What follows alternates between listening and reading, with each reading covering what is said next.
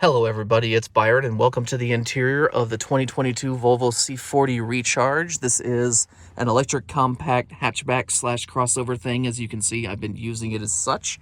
And we're going to look a little bit at the infotainment system today. This is the new Google-based infotainment system that Volvo is rolling out. And as you can see, we've got some familiar Google elements here already. You've got Google Maps up there at the top. You got the Play Store down here. Yes, it has an actual Google Play Store, not just their own individually side-branded app store that only lets you do certain things. However, I'll caution you that you can only use apps that are actually compatible with the car. You can't just download anything you want. And all in all, this is a fairly clean and well-executed interior. The tech is obviously the showpiece here. I mean, we've got this, like Google-style interface in the cluster. And what you get over here, it's otherwise fairly Spartan. It's a little more on the IKEA end, but of course this is an EV. They're trying to save weight where they can. So a lot of the functionality gets baked into the touchscreen. The nice thing is there is still a good old-fashioned volume knob here, which I've turned off, helpfully for us. The HVAC and everything is controlled through this climate section of the touchscreen, which is a bit unfortunate, but again, something we've seen carry over from Volvo, so no real surprise there.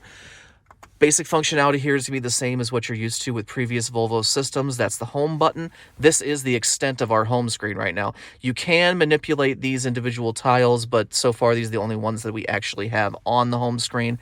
There's a drop down here for notifications, status indicators, all that kinds of stuff. If you're used to, well, say an Android smartphone, this is going to work fairly similarly. We've got the app screen down here, and this brings up what we've got. You can see individual stripes again, and if you have more apps than fit into each one of the bands, there's a little drop down that appears for you to add to it.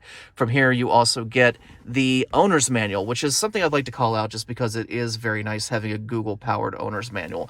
You can see I've searched for regenerative braking earlier. I was looking for a way to turn off one-pedal driving, and I found it very quickly by searching for regen and gave me this little screen here that tells me exactly what to do. And this is a lot easier to browse and obviously much easier to search than an actual physical owner's manual, which this car didn't come with, not necessarily because Volvo doesn't include one, but just because frequently we don't get them when we get these loaner vehicles.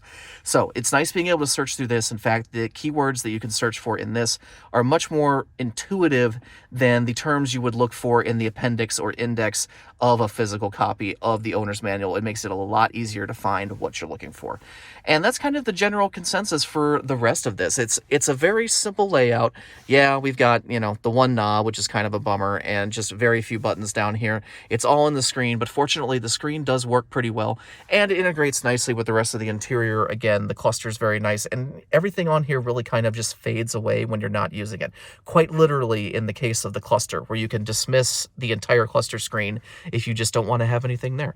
It's quite nice, it's neat, it's tidy, it's very Volvo. We're impressed.